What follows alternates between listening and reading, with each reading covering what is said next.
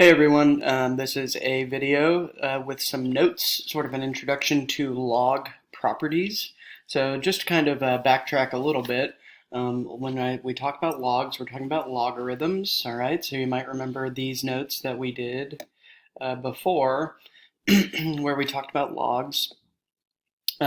So a log is this sort of symbol that we see here, log, and a log is an exponent. Okay, so when we talk about this like basic setup right here for a log, what you'll remember is that b is the base number, and so that's not necessarily because it's down here at the bottom, it's because it's the base of our exponent. And then because if we sort of think about walking it around or thinking about the fact that a log is or equals an exponent, c is our exponent, and then a is our argument or our answer. All right. So remember that this basic setup of a log can be sort of translated to this version over here that b to the c exponent is equal to our argument or to the answer a. All right, so remember that this is our basic setup for a log. We have our base, we have our argument, and we have our exponent, okay? So what we're going to be talking about today, as you can see here on the left, or on the right side here of your screen, looking at these notes that we've got pulled up here on the Khan Academy page, there are 3 rules that we need to talk about for being able to sort of combine or take apart different logs, okay? And so it's going to be really helpful for us later on when we start solving log equations. It's going to be really helpful for us to be able to either separate or put things together so that it'll make it possible for us to solve some things. So we're going to start with the product rule, okay? So the product rule says that if I have a log that has a base, and then the argument is 2 numbers or 2 terms, 2 things that are multiplied together, I can separate those 2 things that are inside the argument into sort of their own logs. Now when I separate them, instead of being multiplied, they're going to be added, right? So that's what we see here is this addition sign, all right? Now this is really similar to our exponent rules, right? You might remember that for exponent rules, all right, so we're going to talk about the product rule here. All right, so the product rule, if I was taking my notes here on the left side, the product rule is going to say that log with a base b of 2 things that are multiplied together, so like m times n, like they have in the example there, that's equal to sort of separating those 2 things out. All right, so I'm going to do that in a different color. All right, so this would be the same thing as log base b of just m plus log base b of just n, right? So adding those 2 logs together as separate logs is the same as sort of putting them together in the argument as 1 log. All right, so this is going to be sort of what we're going to refer to as like a condensed version, and then this will be an expanded version. Okay. All right, so that's our product rule, right? Now this closely mirrors the product rule for exponents, right? You might remember something like this. If you have a base number, right? So an exponent rule. This is just sort of as an aside, right? Something to help us sort of understand why this product rule works. If you had something like b to the n power, I'll use a lowercase n there. Right, if you had something like b to the n power times b to the m power, all right, this would be the same thing as b to the n plus m power, right? And to sort of like give us a more concrete example of this, if we had something like 2 to the 3rd power times 2 to the 4th power, all right, this is going to be the same thing as 2 to the 3 plus 4, or 2 to the 7th power, right? And so a little bit of a proof for that, a little bit of something just to kind of make sure that we understand what's happening there. okay, if I expand out 2 to the third, that's 2 times 2 times 2. And then if I expand out in a different color here, if I expand out 2 to the fourth, that's going to be 2 times 2 times 2 times 2. All right. Now the operation that's happening between those two sets of 2's is a multiplication. So now I've got 2 times 2 times 2 times 2 times 2 times 2 times 2. And so if I sort of combine all these 2's, because it has the same base here, because b is my base, or 2 is my base, I can sort of just count up all of those bases, and so I'll get 2 to the 7th. Okay. So that's why this rule works. And remember that logs are exponents, so we're basically using that product rule for exponents. We're using it for logs as well. Okay, so just a little bit of an example here, right? Let's say that we had something like, so this would be an example for product rule. If I had something like log base 10 of, let's say it's, I don't know, 8 times x is my argument, all right? I could separate that out and make this log base 10 of 8 plus log base 10 of x, all right? Now, separating these out is useful for me because this now, because there's no variable here, this eventually can just be a number, right? We can figure out what that exponent is. That's going to be a weird one because 8 is not a perfect example for something that can be come out of a 10.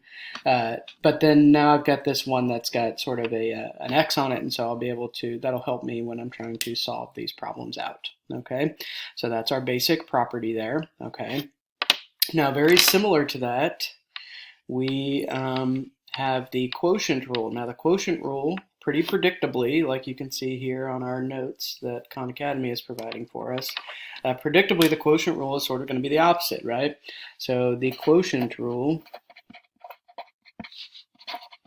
is basically the opposite, where if we have things that are divided inside of the argument of a log, so if I have something like log base b of m divided by n, I can separate those two or expand it out, right? We talk about condensed form. This is condensed because it's all smashed into one log. If I wanted to expand this, I could say that this is log base b of m and minus log base b of n. All right, and so similar to the product rule, right? The multiplication, or the division in this case, becomes an addition, or in this case a subtraction, right? So that becomes a subtraction. It's very similar to our quotient rule for exponents, okay? All right, so that's the quotient rule. The last rule that we're going to be working with this week is called the power rule for logs, okay? Now this one, again, comes from the exponent rule. Then we have a power rule for exponents as well. Well, first, I guess let me do a little example here for the quotient rule. This time, maybe I will do a condensing version. So if I had something that's like log base 2 of, let's say 16, all right, minus log base 2 of something like, I don't know, let's say 8, all right, this would be the same thing. This would be the same thing as log base 2 of 16 divided by 8. All right, so you can see what I did there, and order matters here because we're doing subtraction, and subtraction is not commutative. It's not like addition where you can switch the order up. So this 16, this log base 16, log base 2 of 16 minus log base 2 of 8, it can be combined into this problem that is actually much easier to solve now. All right, and in fact, if we wanted to go to the next step on this problem, we could simplify 16 over 8, right? And so that would be log base 2 of 2. And then we actually know the answer here, right? If we think about walking it around, what this is saying for this little quotient rule problem, what this is saying is, what exponent, if I take this 2 and I raise it to some power, what exponent is it that is going to give me a total of 2, or an argument or an answer of 2. And so pretty simply here, we can say that this is going to be 1, right? So 2 to the first power is equal to 2. All right, so that question mark here, that question mark, that thing that was missing, it should be a 1. All right, so that's an important piece to be able to look at there. So I think that's a pretty good example explaining the quotient rule. All right. Okay, now let's, we've got a few minutes left here, so let's go ahead and look at the power rule. The power rule, we can see it here on the Khan Academy page on the right side there. The power rule. Pretty simple, and this one is actually really, really useful. You can imagine that having a situation, this is the power rule, it can be pretty intimidating to see something like log base b of some argument that is then raised to a power. So now we've got like an exponent within an exponent, right? And so we can really easily simplify this by taking this exponent that's inside the argument. This is key, right? If you have an exponent that is inside the argument of the log, it can move out as a multiplier or as a coefficient for the log itself.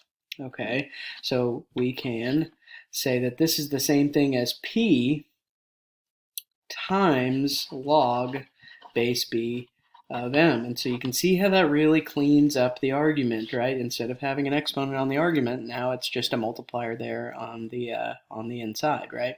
So let's do a quick example of something like this. All right.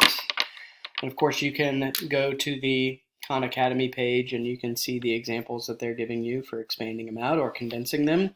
The example that I'm going to do here, let's say that we had something and they ask us to expand this log, and let's say it's log base 10 of, I don't know, let's say that it's x to the 4th power. If they want us to expand that, what we need to do is take this little exponent there that lives inside the argument. If you have an exponent inside the argument, it can move to the front. And so now this is 4 times log 10 of just x. So we were able to get rid of that sort of intimidating looking, complicated exponent inside the argument. We can kick it out sort of as a multiplier. Okay. All right, so those are our 3 rules that we're going to be working on. All right. These are rules that you need to memorize. All right. Yeah, a lot of things are open note, of course, in this class, and especially now that we're doing some online learning, you'll definitely be able to refer to notes. But this is something that hopefully, as you work through the assignment, you will get these memorized. And I encourage you not to make this more complicated than it needs to be. Right? Just keep it simple and just use the rule. So the product rule: if things inside the argument are multiplied, you can separate those into 2 or 3 or 4, depending on how many things you have inside the argument. You can separate those and add those logs together. So the product rule is if it's multiplied in the argument, it's added when you expand it. Okay. The quotient rule, very similar, but this time it's subtraction, right? So if you have things that are divided inside the argument, those can be subtracted when you expand them out. All right, and the opposite is true too. Like on this example that we did here, you can take an expanded form or 2 things, and notice that they have to have the same base, right? That is a key here for all of our log rules for our properties. We have to have the same base.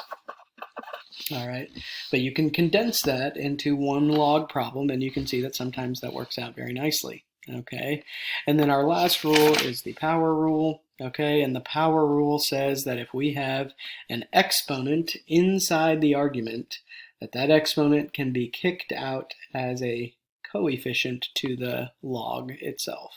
All right. Okay, I encourage you guys to practice that on your on the hub page. Click that assignment open. There will be a help video where I'll do some example problems for you for expanding and condensing those problems. I hope you're all doing very well, and I look forward to seeing you guys either on Remind or on the Hub or here on YouTube. All right, I appreciate you guys.